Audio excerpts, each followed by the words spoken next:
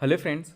आज हम बात करेंगे 1 मार्क्स क्वेश्चन की जो ऑब्जेक्टिव क्वेश्चंस आपके आते रहते हैं एग्जाम में, कई बार आ चुके हैं वर्तमान भारतीय समाज में। ठीक है, तो आज उन्हें पढ़ लेते हैं। तो पहला क्वेश्चन है कि विश्व जल दिवस कब मनाया जाता है? 17 फरवरी, 11 सितंबर, 22 मार्च या 8 जून को? ये आप सभी को पता होगा कि विश्व जल दिवस जो है वो 22 मार्च को मनाया जाता है। विश्व पृथ्वी दिवस की बात करें तो 22 अप्रैल हो जाता है। और अगर पर्यावरण दिवस की अगर हम बात करते हैं तो 5 जून हो जाता है। ठीक है, याद रखना। नेक्स्ट क्वेश्चन है कि जनसंख्या शिक्षा पर प्रथम राष्ट्रीय सेमिनार कहाँ आयोजित किया गया था? तो जनसंख्या शिक्षा के ऊपर जो प्रथम राष्ट्रीय सेमिनार था वो चेन्नई में आयोजित किया गया था। ठीक है, याद रखना, पहला ऑप्शन बिल्कुल ठीक हो जाएगा, चेन्नई। थर्ड क्वेश्चन है आपका, मनुष्य के मूल्यों के विकास में सर्वाधिक महत्वपूर्ण माना जाता है।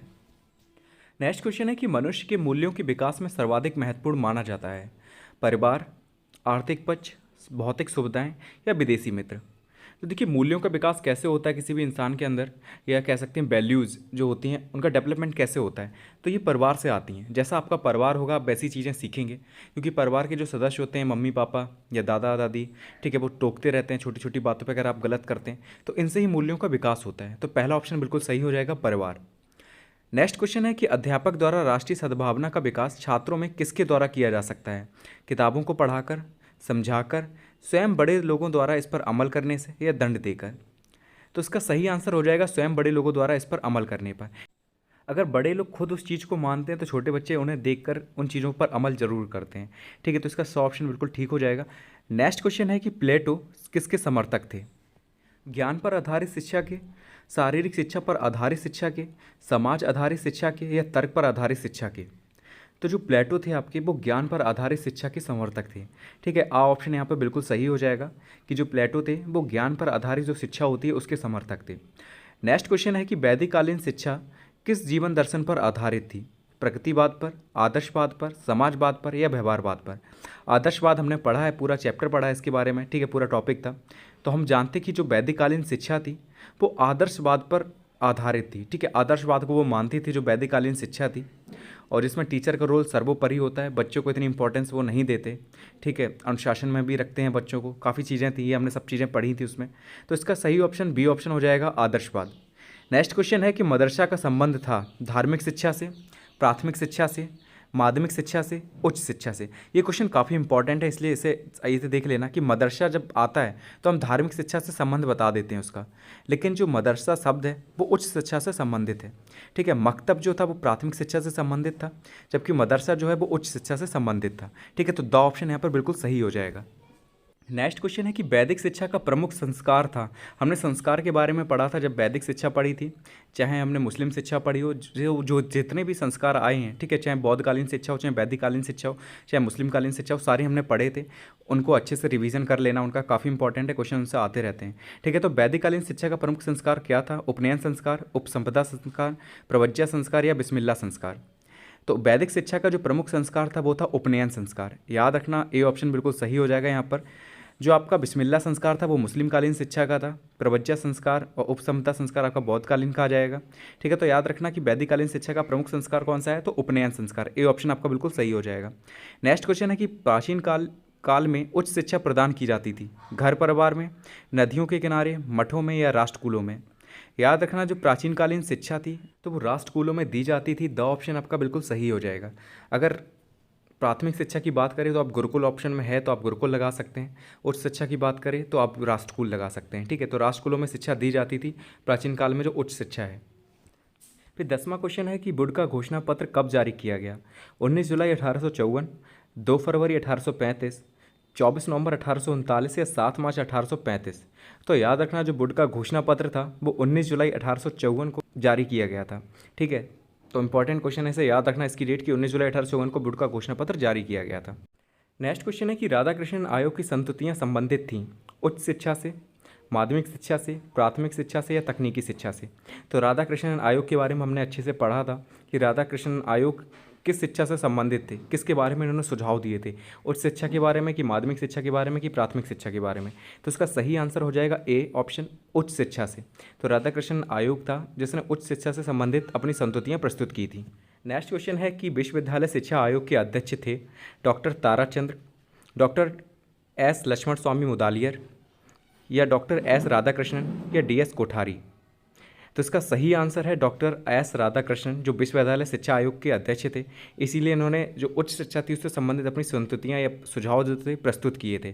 ठीक है, तो याद रखना डॉक्टर एस राधाकृष्णन जो हमारे उपराष्ट्रपति थे पहले, ठीक है, इन्होंने ही विश्वविद्यालय शिक्षा आयोग के पहले अध्यक्ष थे और इन्होंने उच्च शिक्षा से संबंधित अपनी संस्तुतियाँ प्रस्तुत की थी। ठीक है, परिवार शिक्षा का सर्वोत्तम स्थान है और बालक का प्रथम विद्यालय है, यह कथन किसका है? रूसो का, पेस्ट्रोलॉजी का, ड्यूबी का या नन का? तो ये जो कथन है ये पेस्ट्रोलॉजी का है। बी ऑप्शन आपका बिल्कुल सही है कि परिवार शिक्षा का सर्वोत्तम स्थान है और बालक की प्रथम विद्यालय है या प्रथम पाठशाला है। ठीक है, चाहे विद्यालय है चाहे पाठशाला है, सेम ही चीज़ है। ठीक है, तो ये पेस्ट्रोलॉजी का कथन है। बी ऑप्शन आप बिल्कुल सही हो जाएगा यहाँ पर। नेक्स्ट क्वेश्चन है कि संगमरमर के पत्थर का जो महत्व मूर्तिकार के लिए है वही महत्व आत्मा के लिए शिक्षा का है। इंपॉर्टेंट कथन है, याद रखना। किसने कहा है? तो फ्रॉवेल, एडिशन, ड्यूबी या रूसो। तो ये कथन जो है वो आपका एडिशन का है। बी ऑप्शन आपका बिल्कुल सही हो जाएगा। इन्होंने कहा था कि संगमरमर के पत्थर का जो महत्व मूर्तिकार के लिए है वही महत्व आत्मा के लिए शिक्षा का है। ठीक है, तो बी ऑप्शन यहाँ पर बिल्कुल सही हो जाएगा। नेक्स्ट क्वेश्चन है कि वर्तमान समय में शिक्षा के कौन कौन से रूप प्रचलित हैं? औपचारिक, अनौपचारिक, निरौपचारिक या उपयुक्त तीनों? तो इसका द ऑप्शन आपका बिल्कुल ठीक हो जाएगा। औपचारिक रूप में भी शिक्षा दी जा रही है आज के समय में, अनौपचारिक रूप से भी दी जा रही है और निरौपचारिक रूप से भी दी जा रही है। तीनों ही प्रकार मैंने शिक्षा के पढ़ाए हैं आपको पहले चैप्टर में, उसे भी अच्छे से देख लेना। ये तीनों प्रकार बहुत इंपॉर्टेंट है, 2 नंबर में भी इससे रिलेटेड क्वेश्चन आ सकता है। ठीक है, तो यहाँ पर द ऑप्शन आपका बिल्कुल सही हो जाएगा। नेक्स्ट क्वेश्चन है कि निम्न में से शिक्षा के औपचारिक साधन कौन से नहीं हैं? विद्यालय, पुस्तकालय, परिवार या संग्रहालय? तो याद रखिए औपचारिक साधन जो होते हैं शिक्षा के, उनमें क्या होता है? स्थान फिक्स होता है, जगह फिक्स होती है, शिक्षा जो देता है वो फिक्स होता है। ठीक है, जैसे कि जो विद्यालय में शिक्षा दी जाती है तो वो औपचारिक साधनों में आती है, लेकिन इसमें पूछा है औपचारिक साधन नहीं है। ठीक है, नहीं लिखा है तो इसका मतलब है जिसका स्थान फिक्स ना हो, शिक्षा देने वाला फिक्स ना हो। तो ऐसा जो चीज़ है वो हमारे परिवार में ही आता है कि परिवार में क्या होता है, मम्मी पापा कभी भी हमें टोक देते हैं किसी भी चीज़ के लिए कि हमें लेट के खाना नहीं खाना चाहिए, स्लीपर उल्टी पड़ी उन्हें सीधी रखो। ठीक है, कई चीज़ें होती है वो दिन भर टोकते रहते हैं हमें अगर हम कुछ भी गलती करते हैं, तो इसका स्थान तो फिक्स है नहीं।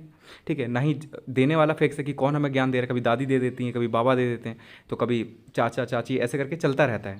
ठीक है, तो यहाँ पे कुछ भी चीज़ें फिक्स नहीं है, तो इसका सही आंसर सा ऑप्शन हो जाएगा परिवार। ये औपचारिक साधन में नहीं आता, ये अनौपचारिक साधन में आता है। ठीक है, तो सा ऑप्शन बिल्कुल ठीक हो जाएगा।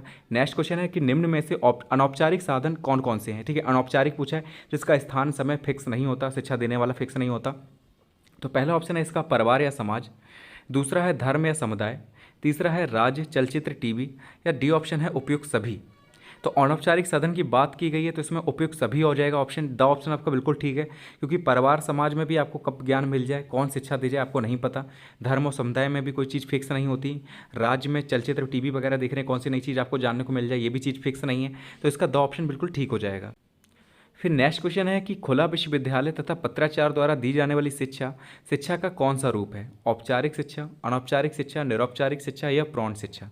तो देखिए हमने पढ़ा भी था ये चीज़ कि ओपन यूनिवर्सिटी जो होती है या जो पत्राचार शिक्षा होती है, जो हम दूर से कहीं ग्रहण करते हैं, ठीक है, उस जगह जाकर नहीं ग्रहण करते, जैसे घर में बैठकर इंटरनेट के माध्यम से चीज़ें सीख ही रहे हैं। ठीक है, तो ये शिक्षा का कौन सा रूप है? तो ये निरौपचारिक शिक्षा के अंतर्गत आता है। तो यहाँ पर सा ऑप्शन आपका बिल्कुल ठीक हो जाएगा। अब तीनों ही प्रकार आपको अच्छे से याद आ गए होंगे कि जो हमने पढ़े थे, औपचारिक शिक्षा, अनौपचारिक शिक्षा और निरौपचारिक शिक्षा। तो यहाँ पर सा ऑप्शन आपका बिल्कुल ठीक है। नेक्स्ट क्वेश्चन है कि निरौपचारिक शिक्षा के विभिन्न साधनों में से किस आयु वर्ग के लिए अधिक दबाव डाला गया था? 6 से 14 वर्ष, 11 से 14 वर्ष, 10 से 18 वर्ष या 20 से 35 वर्ष? तो जो निरौपचारिक शिक्षा के विभिन्न साधन है उसमें जो 20 से 35 वर्ष की आयु वर्ग है इसमें अधिक दबाव डाला गया था, इसलिए द ऑप्शन यहाँ पर बिल्कुल ठीक हो जाएगा कि 20 से जो 35 वर्ष के आयु वर्ग के लोग हैं उन पर अधिक दबाव डाला गया निरौपचारिक शिक्षा के माध्यम से। नेक्स्ट क्वेश्चन है कि राष्ट्रीय एकता मुख्यतः किस पर निर्भर है? जातिवाद पर, सांप्रदायिकता पर, प्रांतीयता पर या इनमें से कोई नहीं? देखिए राष्ट्रीय एकता की बात हो रही है, अगर आप एकता कैसे आपके अंदर बनेगी जब आप जातिवादी नहीं होंगे। ठीक है, जाति के आधार पर आप डिफरेंस नहीं करेंगे, सांप्रदायिक नहीं होंगे। ठीक है, हिंदू मुस्लिम सिख ईसाई अलग अलग करेंगे तो भी राष्ट्रीय एकता नहीं बनेगी। ठीक है, अगर प्रांतीयता की बात करें कि बिहार वाले मराठी को पसंद नहीं करते, जो महाराष्ट्र वाले हैं वो बिहार वालों को पसंद नहीं करते, अगर ऐसा रहेगा तब भी राष्ट्रीय एकता कम रहेगी। ठीक है, तो इसलिए यहाँ पर द ऑप्शन बिल्कुल ठीक हो जाएगा, इनमें से कोई नहीं, क्योंकि राष्ट्रीय एकता जो होती है वो एक साथ मिलकर रहने पर निर्भर करती है। जब आप एक साथ रहते हैं किसी आधार पर भेदभाव नहीं करते। ठीक है, लेकिन यहाँ पर तीनों भेदभाव के रीजन दिए गए हैं, इसलिए इसमें से द ऑप्शन बिल्कुल ठीक हो जाएगा। नेक्स्ट क्वेश्चन है कि राष्ट्रीय एकता और अंतर्राष्ट्रीय अपबोध मतलब कि भावना है विरोधी प्रत्यय, एक दूसरे के पूरक, समानांतर प्रत्यय या कोई नहीं? तो यहाँ पर बी ऑप्शन बिल्कुल ठीक हो जाएगा कि राष्ट्रीय एकता और जो अंतर्राष्ट्रीयता अवबोध है वो एक दूसरे के पूरक हैं। ठीक है, तो बा ऑप्शन यहाँ पर बिल्कुल ठीक हो जाएगा। नेक्स्ट क्वेश्चन है कि निम्नलिखित में से वर्तमान भारत में राष्ट्रीय एकीकरण के लिए कौन कौन सी बाधाएं हैं। ठीक है, कि वर्तमान समय में जो भारत है उसमें राष्ट्रीय एकीकरण के लिए कौन कौन सी बाधाएं हैं। जातिवाद, सांप्रदायिकता, प्रांतीयता या उपयुक्त सभी। तो देखिए ये तीनों चीज़ें बाधाओं में ही आती है, तो द ऑप्शन यहाँ पर बिल्कुल ठीक हो जाएगा कि राष्ट्रीय एकीकरण की अगर बाधाएं देखें तो वो जातिवाद भी है, सांप्रदायिकता भी है, प्रांतीयता भी है, तो तीनों ही ऑप्शन ठीक है, तो द ऑप्शन बिल्कुल सही हो जाएगा यहाँ पर। फिर नेक्स्ट क्वेश्चन है कि राष्ट्रीय एकीकरण का अर्थ है सभी भारतीयों को एक जैसा बनाना, भारतीयों में सांस्कृतिक विभिन्नताओं को स्वीकार करना, सभी भारतीयों को किसी एक संप्रदाय का समर्थक बनाना, या सभी भारतीयों को एक जैसी पोशाक पहनाना। तो ये तो ऑप्शन हो ही नहीं सकता फोर्थ वाला। ठीक है, सभी भारतीयों को एक संप्रदाय का बनाना, समर्थक बनाना, तो ये भी चीज़ नहीं हो सकती। ठीक है, और ए ऑप्शन भी नहीं हो सकता, तो बी ऑप्शन आपका बिल्कुल ठीक है, भारतीयों में सांस्कृतिक विभिन्नताओं को स्वीकार करना राष्ट्रीय एकीकरण का अर्थ है। ठीक है, तो बी ऑप्शन आपका बिल्कुल ठीक हो जाएगा। नेक्स्ट क्वेश्चन है कि राष्ट्रीय एकीकरण के लिए राष्ट्रीय एकता सम्मेलन ने शिक्षा के कौन कौन से उद्देश्य बताए हैं। ठीक है, तो पहला कि ऑप्शन है राष्ट्रीय कि एकीकरण के लिए जो राष्ट्रीय सम्मेलन हुआ था उसमें शिक्षा के कौन कौन से उद्देश्य बताए गए, विशेष बातों से अवगत कराना, समस्त जातियों, संप्रदायों एवं राज्यों में मेल पैदा करने वाली लिखाई पढ़ाई को प्रोत्साहन देना या उपयुक्त सभी।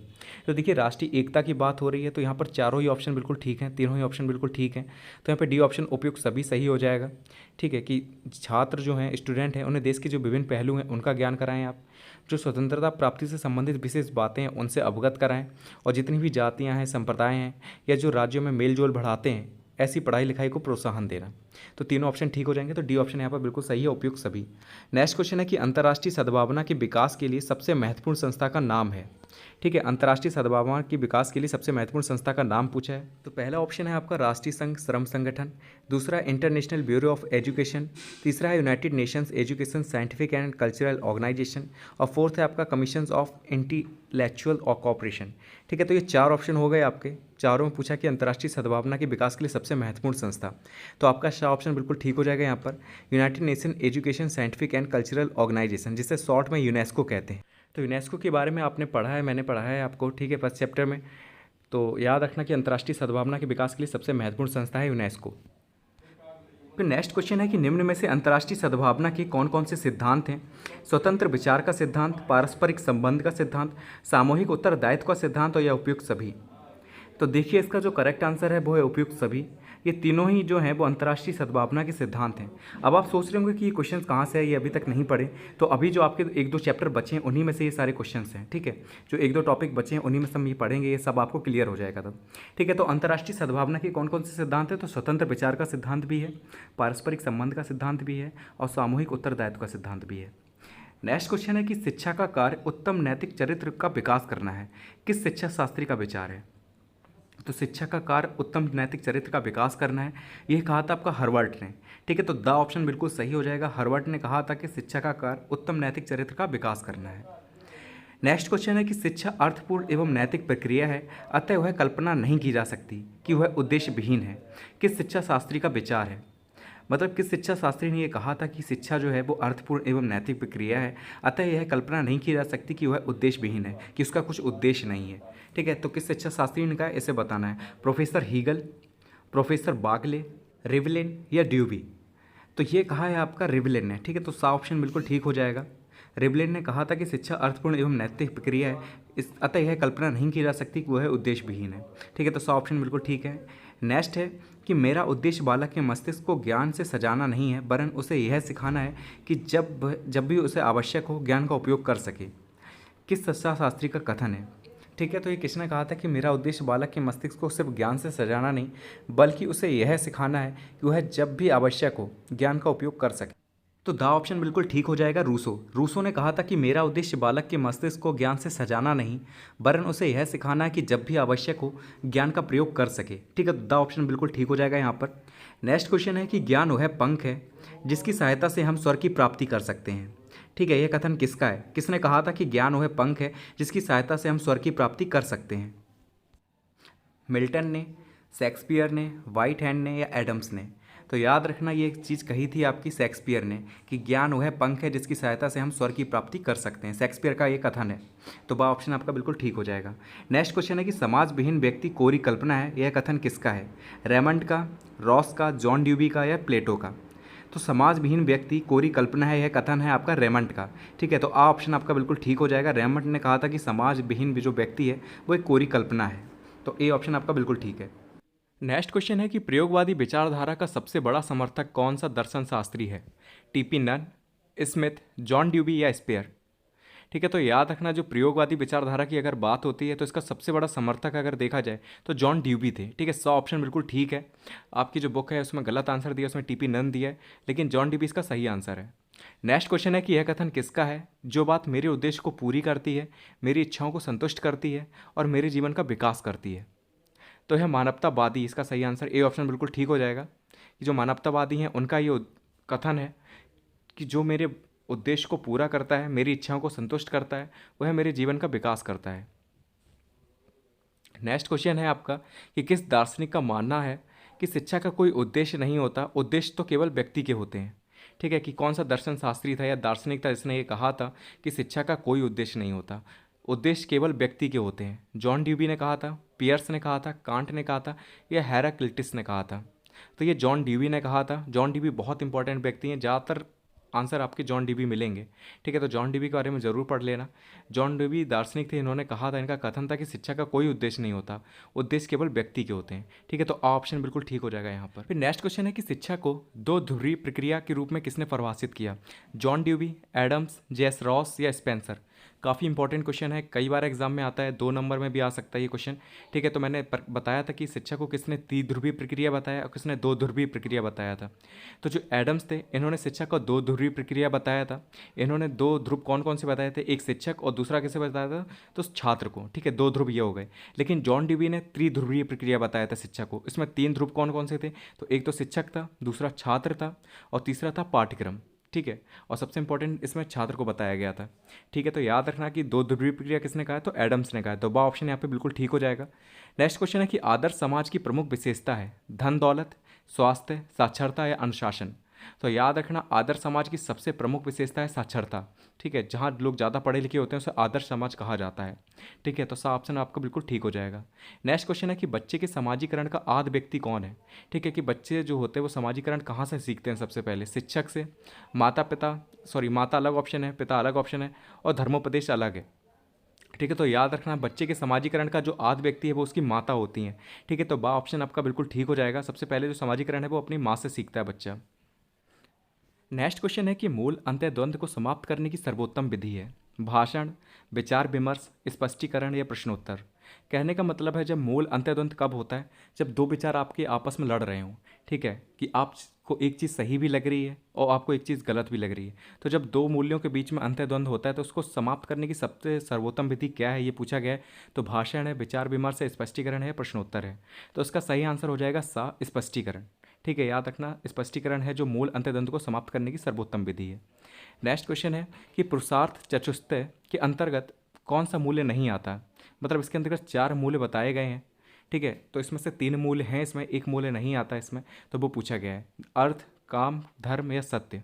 तो याद रखना जो सत्य है वो पुरुषार्थ चतुष्टय के अंतर्गत मूल्य नहीं आता है। ठीक है, तो द ऑप्शन आपका बिल्कुल ठीक हो जाएगा। नेक्स्ट क्वेश्चन है कि किसने कहा समाजीकरण एवं व्यक्तिकरण एक ही प्रक्रिया के 2 पहलू हैं? रेमंड ने, नन ने, रॉस ने या मैकाइवर ने? तो मैकाइवर ने कहा था कि समाजीकरण एवं व्यक्तिकरण एक ही प्रक्रिया के 2 पहलू हैं। ठीक है, तो द ऑप्शन आपका बिल्कुल ठीक हो जाएगा। नेक्स्ट क्वेश्चन है कि विद्यालय समाज का लघु रूप है, यह कथन किसका है? ठीक है, कि विद्यालय जो है वो समाज का लघु रूप है, यह कथन किसका है? जॉन ड्यूबी का, थॉमसन का, ओटावे का या ब्राउन का? तो याद रखना ये चीज़ भी जॉन ड्यूबी ने कही थी कि जो विद्यालय होता है वो समाज का लघु रूप होता है। ठीक है, तो ए ऑप्शन आपका यहाँ पे बिल्कुल ठीक हो जाएगा। फिर नेक्स्ट क्वेश्चन है कि प्रकृतिवाद का श्रेष्ठ योगदान शिक्षा के किस क्षेत्र में है? उद्देश्य में, शिक्षण विधि में, पाठ्यक्रम में, अनुशासन में? तो जब हमने प्रकृतिवाद पढ़ा था तो हमने देखा था कि सबसे ज़्यादा प्रकृतिवाद से फ़ायदा हुआ था शिक्षण विधियों में। कई शिक्षण विधि हमें देखने को मिली थी, उसमें जितने भी प्रकृतिवादी हुए हैं उन्होंने कई शिक्षण विधियाँ दी जो आज के समय में बहुत फ़ायदेमंद हैं। ठीक है, तो इसका सही आंसर बा ऑप्शन हो जाएगा, शिक्षण विधि। नेक्स्ट क्वेश्चन है कि शिक्षा का सर्वोपरि उद्देश्य है सामाजिक दक्षता, व्यावसायिक दक्षता, मानव निर्माण या नागरिक दक्षता। तो इसका सही आंसर हो जाएगा सा ऑप्शन, मानव निर्माण, क्योंकि जितनी भी दक्षता हैं अगर मानव का अच्छे से निर्माण होता है तो ये सारी दक्षताएं उसके अंतर्गत होंगी। ठीक है, तो सा ऑप्शन आपका बिल्कुल ठीक हो जाएगा। नेक्स्ट क्वेश्चन है कि अमील किसकी रचना है। देखिए मैंने आपको बताया था कि जो भी रचनाएं दी गई हैं प्रकृतिवादी में और जो भारतीय दार्शनिक थे, ठीक है, उन सभी की रचनाएं जरूर याद कर लेना, कई बार एग्जाम में 1 नंबर में पूछी जाती हैं। तो एमिल किसकी रचना है, ये क्वेश्चन आया है, तो पेस्टोलॉजी ने, प्लेटो ने, रसेल ने या रूसो ने, किसने इसकी रचना की है, तो रूसो ने एमिल की रचना की है। ठीक है, तो द ऑप्शन आपका बिल्कुल ठीक हो जाएगा यहाँ पर। नेक्स्ट क्वेश्चन है कि मूल संकट का मुख्य कारण क्या है। तो मूल संकट का जो सबसे प्रमुख कारण है वो है स्वार्थपरता। द ऑप्शन आपका बिल्कुल ठीक हो जाएगा। नेक्स्ट क्वेश्चन है कि अगस्ट काम्टे किस देश के दार्शनिक थे, फ्रांस के, जापान के, अमेरिका के या भारत के। तो याद रखना कि अगस्ट काम्टे जो थे वो फ्रांस के दार्शनिक थे। ठीक है, तो आ ऑप्शन आपका बिल्कुल ठीक हो जाएगा। नेक्स्ट क्वेश्चन है कि स्कूल और समाज यानी कि स्कूल एंड सोसाइटी पुस्तक किस दार्शनिक द्वारा लिखी गई। मैंने आपको बताया भी था जब मैंने दार्शनिक के बारे में पढ़ाया था, उनकी बुक्स के बारे में बताया था कि उन्होंने कौन कौन सी रचना की हैं। ठीक है, तो उसी में से एक था ये। तो स्कूल एवं सोसाइटी जो है पुस्तक वो जॉन ड्यूबी की है। याद रखना जॉन ड्यूबी ने लिखी थी ये पुस्तक स्कूल एंड सोसाइटी। ठीक है, तो ए ऑप्शन आपका बिल्कुल ठीक हो जाएगा। नेक्स्ट क्वेश्चन है कि बालक के प्रथम 6 वर्ष में माँ के घुटना ही उसका विद्यालय है, किसका कथन है। ठीक है, कौन से दार्शनिक थे जिन्होंने ये चीज़ कही थी कि बालक के प्रथम 6 वर्ष में जो माँ का घुटना होता है वही उसका विद्यालय है। तो ये कहा था आपका कमेनियस ने। याद रखना बा ऑप्शन आपका बिल्कुल ठीक हो जाएगा। कमेनियस का ये कथन था कि बालक के प्रथम 6 वर्ष में माँ का घुटना ही उसका विद्यालय है। तो ये वीडियो आपकी यहीं पर कंप्लीट होती है। अभी इसमें 50 क्वेश्चंस हो गए हैं। इंपॉर्टेंट क्वेश्चन है, एक नंबर वाले याद कर लेना अच्छे से, क्योंकि 1 नंबर वाले काफ़ी इंपॉर्टेंट रहते हैं क्वेश्चन। ठीक है, क्योंकि आपको पता है कि 50 नंबर का पेपर है, 15 क्वेश्चन जो होंगे वो 1 नंबर के ही आने हैं। ठीक है, जो ऑब्जेक्टिव होंगे उसका 10 क्वेश्चन वो अलग 1 नंबर के आएंगे। ठीक है, तो याद रखना 1 नंबर वाले पे ज़्यादा फोकस करना है आपको। और आपके कई दोस्त जो होंगे इस बार डीएलएड में एडमिशन ले रहे होंगे, हो सकता है आपकी फैमिली में ही हो कोई, तो उन्हें ज़रूर इस चैनल को शेयर करना। ठीक है, उन्हें बताना कि अच्छा चैनल है, तैयारी कर लें इससे। ठीक है, फिर मिलते हैं नेक्स्ट वीडियो में नेक्स्ट टॉपिक के साथ। Thank you so much for watching this video.